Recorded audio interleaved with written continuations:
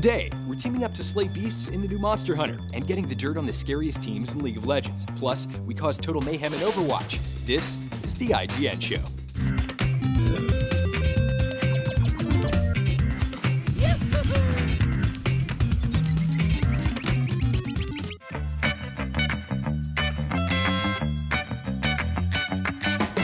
Hello and welcome to the IGN Show. I'm Miranda Sanchez and this is William Haynes, and we will destroy you in Pokemon, but be very nice about it. Coming up on today's show, we'll do what we always do on Wednesdays. Play Overwatch and yell, "My ult is ready!" Plus, we'll count down our top 10 Super Nintendo games of all time, and each one will be on the SNES Classic. Then we'll talk to some of the best League of Legends players in North America about their most intimidating opponents, the teams from South Korea. And later, we'll head to Gamescom in Germany for a closer look at the best indie games on the show floor. But first, it's time to gather your friends because we're going hunting. Capcom's Monster Hunter series has sold over 40 million copies worldwide, but its success has always been based in portable versions. The upcoming Monster Hunter world is too big for handhelds. It's coming to the PS4, Xbox One, and PC and will be in glorious HD. IGN Associate Editor Casey DeFreitas got to go check out the multiplayer in action, and now so can you.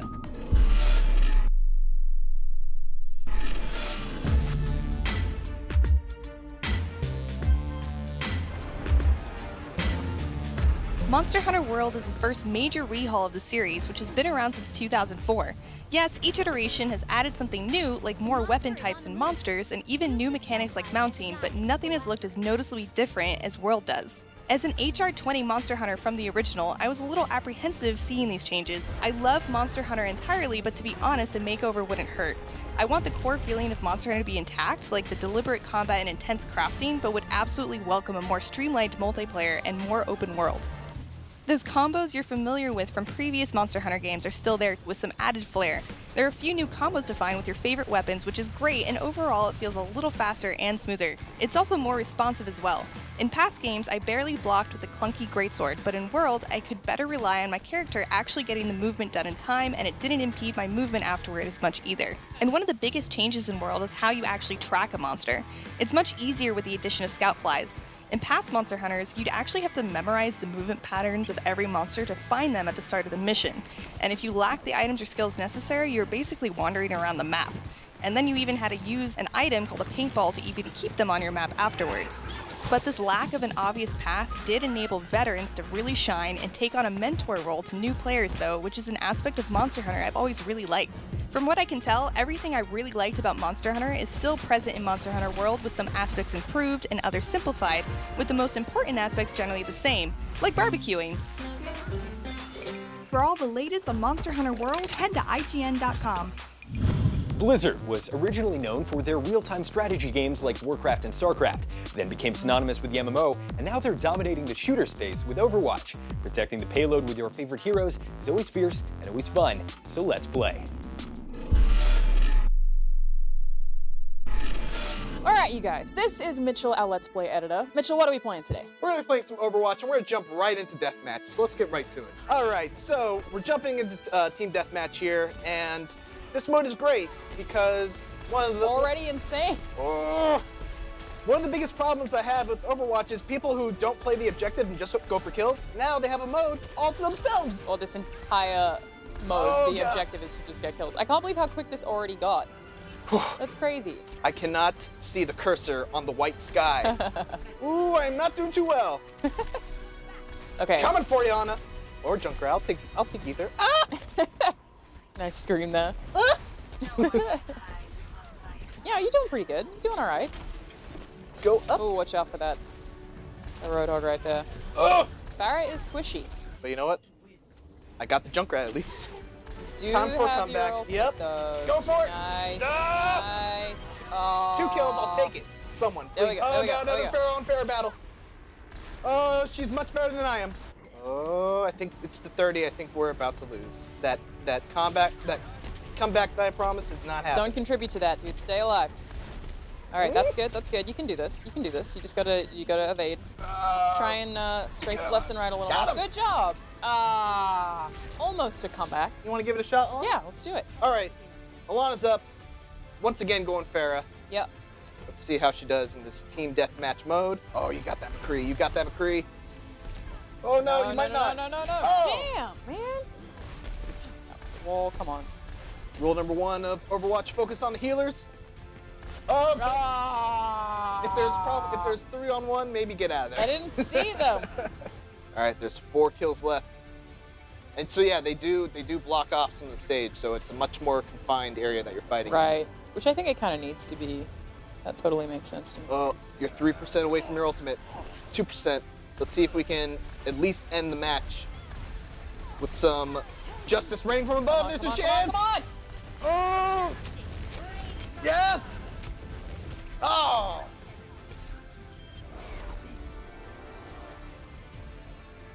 Honestly, it was really smart of her to just stay on that Pharaoh the whole time. Yeah. The Mercy Fair combo. Yeah. It's hard to beat. So that was the new deathmatch mode. I got my butt kicked. Well, you know what? I got my butt kicked. It was fun, though. Thank you for joining us, Mitchell. You're very welcome. For everything Overwatch, keep it locked to IGN. Coming up on the IGN Show, Alana tells us what Assassin's Creed can learn from Zelda Breath of the Wild. And then we'll take a closer look at all the best indie games on the floor at Gamescom. Plus, we're counting down our top 10 Super Nintendo games of all time and talking League of Legends with North America's best players. We'll be right back.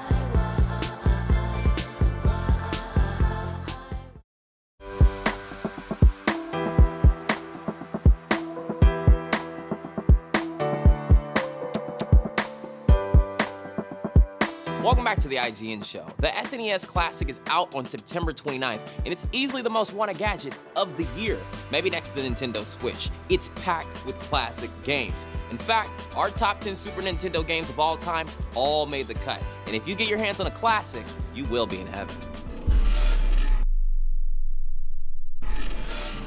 Super Mario RPG is one of those SNES titles that is often touted as one of Nintendo's all-time greatest games. It's not only noteworthy for its crisp gameplay and clever JRPG innovations, but also for its ability to let Mario work side by side with his nemesis Bowser.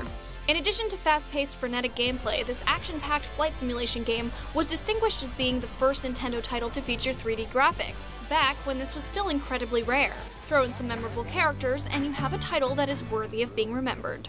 Prior to Super Mario Kart, racing games were pretty straightforward, but Kart took racing to the jungles, off cliffs, underwater, and it gave players power-ups and all sorts of crazy antics. Yoshi's Island finally put gamers in control of Mario's pet dinosaur / steed / friend. The game had great puzzles, awesome power-ups, and really defined Yoshi as a character in the Mario franchise. Super Street Fighter II Turbo was, for its time, the best fighting game available for a home console. To this day, it's hard to forget the first time successfully pulling off a Hadouken! Mario World doesn't reinvent platform gaming, but it does find a way to make it seem fresh again, introducing ideas like Yoshi, expanding the Mushroom Kingdom's zany cast of characters, and blowing our minds with some truly excellent visuals and audio. Visually, acoustically, and mechanically, Final Fantasy VI was leaps and bounds ahead of its competitors. But what makes the game still stand out are the characters and storyline, and that opera scene is one of the most memorable moments in Final Fantasy history. Super Metroid is arguably the most influential game in the 2D action-adventure genre. With flawless action, impeccable level design, out-of-this-world atmosphere, a totally fierce heroine, and an enormous overworld to explore, it's high on the ladder of pure gaming bliss. Chrono Trigger wasn't the first Japanese RPG, it certainly won't be the last, but it's arguable that this one is the best. The action-packed story of a boy's quest through history stands the test of time, with almost flawless pacing and gameplay. The original Legend of Zelda for NES set the basic structure the series would continue to follow. A Link to the Past made that series a legend. The game embodies pure SNES perfection. Perhaps it's the well-balanced enemies, the memorable bosses, or maybe it's the tight controls, perfected item system, or the glorious soundtrack. Whatever the reason, A Link to the Past remains our choice for the greatest game of possibly the greatest system of all time. To check out our full top 100 list of SNES games, head over to IGN.com. The Assassin's Creed series took the year off in 2016 to give everyone a breather before Origins, the next chapter in the series. But in the interim, The Legend of Zelda Breath of the Wild was released, and our very own Alana Pierce thinks it flipped the script on open world tropes and the Assassin's Creed formula. So what do we want from Origins in this post-Zelda world? Here's Alana with her take.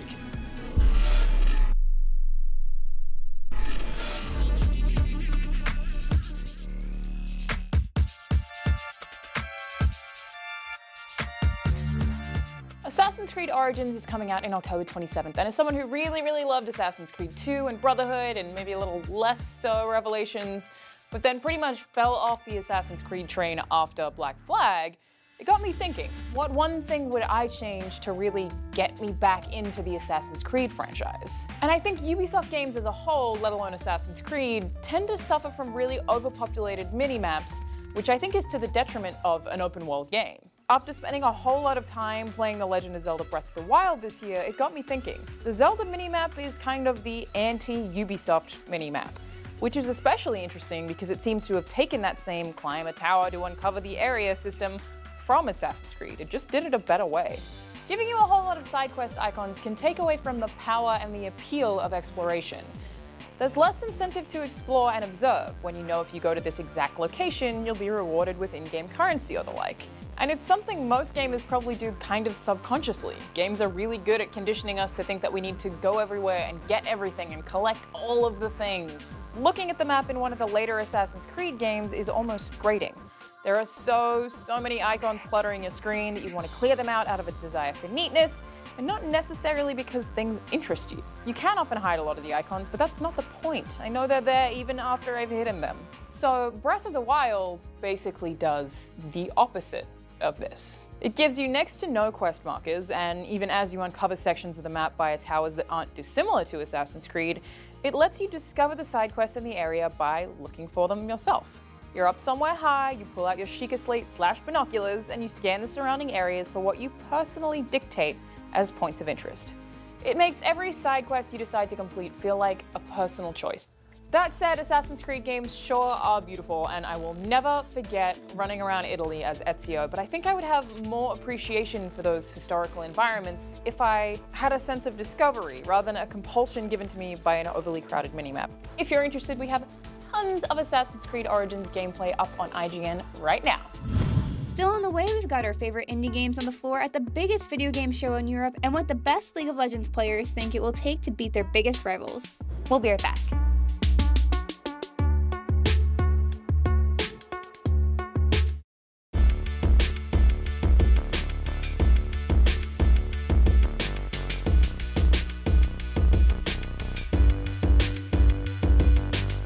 Welcome back to the IGN Show. Later this year, the League of Legends World Championship will be held in Beijing, China, and it's on track to be one of the most watched sporting events in 2017.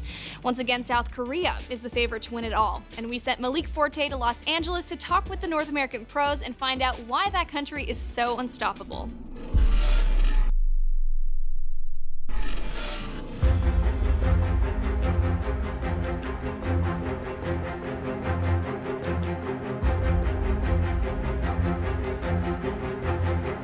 What's going on, everybody? Malik Forte here, and this is IGN's Esports Stories. I'm outside the NALCS studios where we're getting ready to check out one of the most popular competitive video games out there, League of Legends. Millions of people across the world consume, stream, and attend live events showcasing the game League of Legends.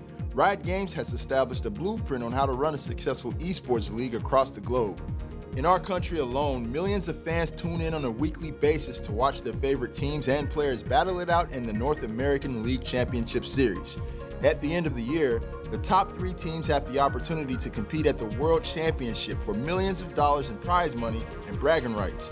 We've seen the Korean teams dominate Worlds for the past several years. The SKT reign continues. They win their 3rd World Championship. While our teams right here in the States are eliminated early on in the tournament.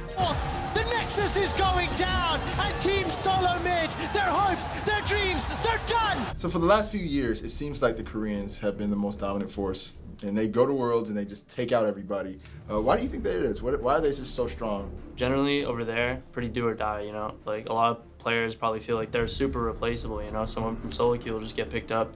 Even the top team, SKT, is willing to throw in subs. Faker, the best player in the world, at some point was getting subbed out for like a secondary mid, you know? So the pressure is really high to perform. They practice really hard. Faker's always the example everyone goes to, most famous player. But one of the things that he and a lot of other Korean players do so much better than a lot of the other players is plan out what they're going to do, you know, in a specific play 30 seconds ahead of time, and it's just a lot quicker than most other players. A lot of people also always refer to the internet that they have. North America, the servers are pretty spread out, so there's different pings. Everyone plays with low ping. It's just how it's structured in Korea. They play at 8 ping, no matter where they are. Like, we play on 60 ping. Korean solo queue, they play up to like 5 to 10 ping. Around 10 ping instead of everyone playing with 60 ping. Ping's been a big thing. I feel like everyone's been saying ping. That's like the obvious answer. In the past 4 years, none of the North American teams have made it past the quarterfinals at the World Championship. Korea has dominated the tournament with SK Telecom having won 3 titles and Samsung Galaxy having won 1. Playing at Worlds is always a really good experience. It's basically like, you know, when everyone is like shouting your team, you know, you feel good. Do you think that the North American teams have a better chance this year to go further? The top teams in NA right now, like us in C9 and maybe FlyQuest, are really consistent and we should be able to do well. 일단 저희가 얼마나 실력이 오르나에 따라 달라질 것 같은데 저희는 일단 가고 싶은 건 4강이고 사실 미국 팀 중에 4강 간 적이 다 한 번도 없단 말이에요. 월드 챔피언십 1? maybe? 1인가? 관심 없고 시즌 3 이후부터는 못 봤던 것 같거든요. 미국 팀이 간 걸.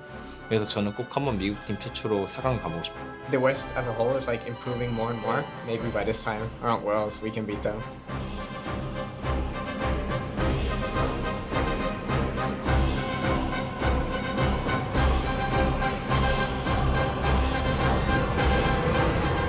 I really hope the North American teams are able to pull it together for Worlds this year, and I hope you guys will cheer along with me. And until next time, later everyone. In just a minute, we'll take you to Gamescom and get some hands-on time with our favorite indie games from the show.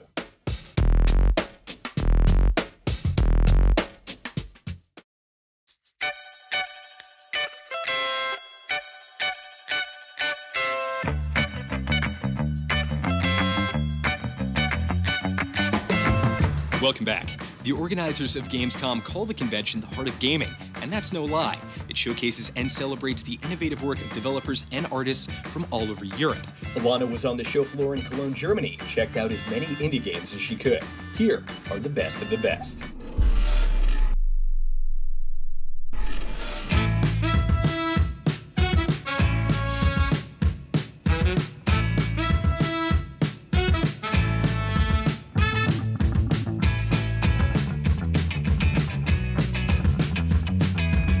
There's something really heartwarming about having a nervous developer show you the game they poured all their heart into making for the first time. Gamescom takes this feeling to a whole new level with developers from all over the world hanging out in the world's biggest ever indie mega booth. There are so many gorgeous games to see here, but I did my best to pick the ones that stood out to me the most to tell you guys about, in no particular order because orders are hard, okay?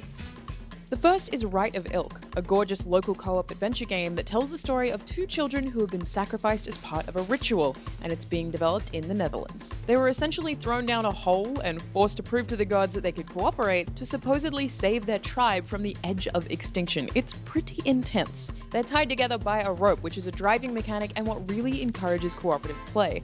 You knock down a pillar by looping your rope behind it and running forward, and if one player stays still in a high place, the other can jump below them and use the rope as a swing. It also takes place in what looks to be a very open, broad world with so many options for paths to take in a series of diverse, often colourful environments.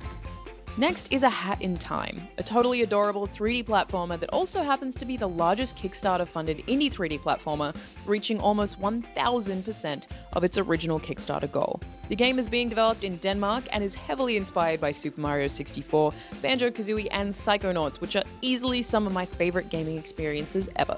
It's for sure iterative of those games, but does present concepts of its own. The one that really pushed me to include it here is local and online co-op. Every part of the game is network compatible, meaning that even as something designed as a single-player experience, you can play every part of it with 2 players. As someone who grew up playing Banjo-Kazooie, swapping a Nintendo 64 controller with my sister, the idea that I could play the entire game like that has me absolutely sold. Last but not least is Lonely Mountains Downhill, a game made in Germany that I never would have thought I'd add to this list based on elevator pitch alone. It calls itself a thrilling ride down an unspoiled mountain landscape, and it honestly is pretty stressful despite having a sort of peaceful art style and a lot of pleasant environments. You have to jump, slide, and race your way from the top of the mountain to the bottom through thick forests, narrow trails, and wide rivers, and it can be very unforgiving. It's addictive in the same way old SSX games were, maybe with a bit of trials thrown in. Thanks to really satisfying bike physics, every time you slide around a corner, you can learn to predict how far you'll go. The controls are tight and easy to pick up, so the challenge is really in learning how to adapt to the rough terrain. You can also totally go off the path too, taking some risks to get down to the bottom. And those are just 3 of the stacks of incredible indie games I saw at this year's Gamescom Indie Mega Booth, which is a place that I honestly really didn't want to leave.